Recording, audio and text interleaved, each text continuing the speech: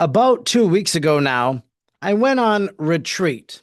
I went to a Benedictine monastery at Conception Abbey in Conception, Missouri. I had gone to seminary there. They were having an alumni retreat, and it was just nice to be back at Conception Abbey. Now, monks, they pray several times throughout the day. They pray vigils at 6 a.m. They pray morning prayer at 7:15. They have mass, daytime prayer, evening prayer, night prayer. They pray all throughout the day. Now, as a retreatant, I was invited into that monastic prayer to go to the Abbey Church, the Basilica, and to pray along with the monastic liturgy of the hours. Now, vigils was at 6 a.m. Now, there are some monasteries of Trappist monks, for example, that pray vigils at 4 a.m. So 6 a.m. seems a little bit lax, but I'm on retreat. I'm away from the parish.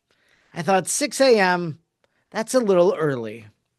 And so I thought, well, I'll just pray office of readings on my own. I don't need to go to the monastic prayer for that.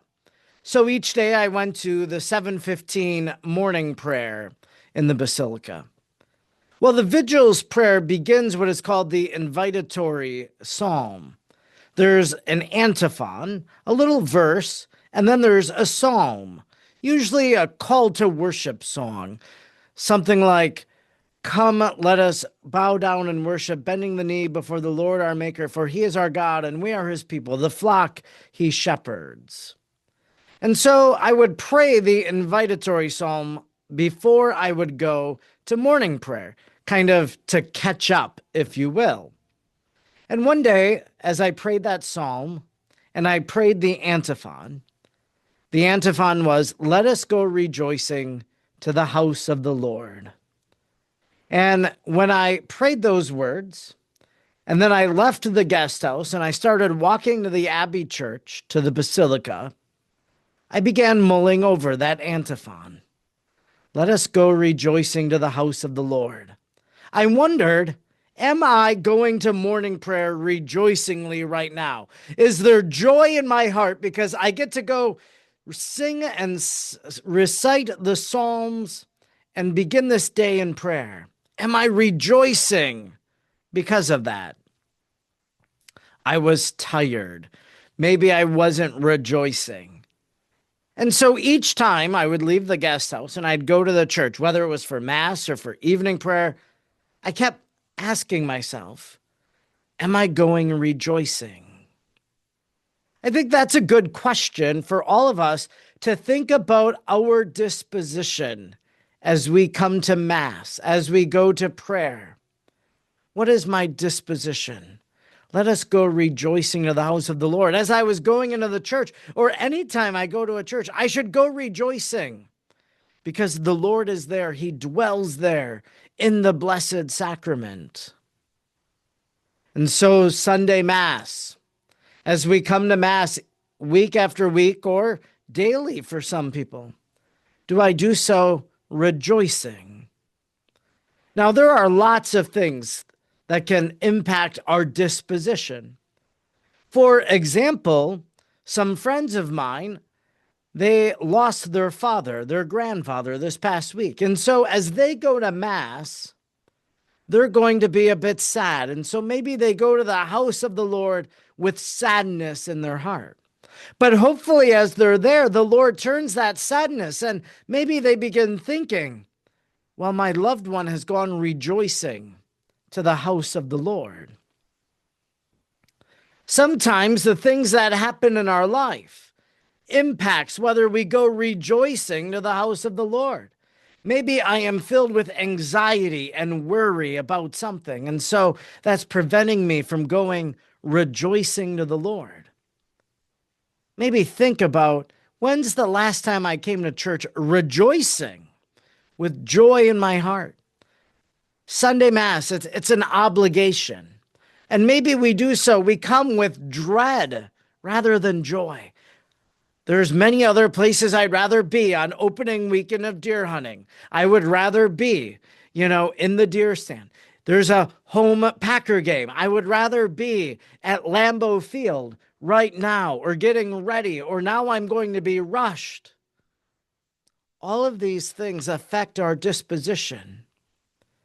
And so as we come to Mass, as we come to the church, we have to realize who it is that we're coming to. That we're coming to the Lord God, that we are coming to our King. If you were going to go see the president, the pope, a famous person, you would do so with great joy. We're coming to Mass to see the King of Kings. We should have great joy in our heart. Now, in our gospel today for Christ the King, we hear the disposition of other people. The rulers, they sneered at him.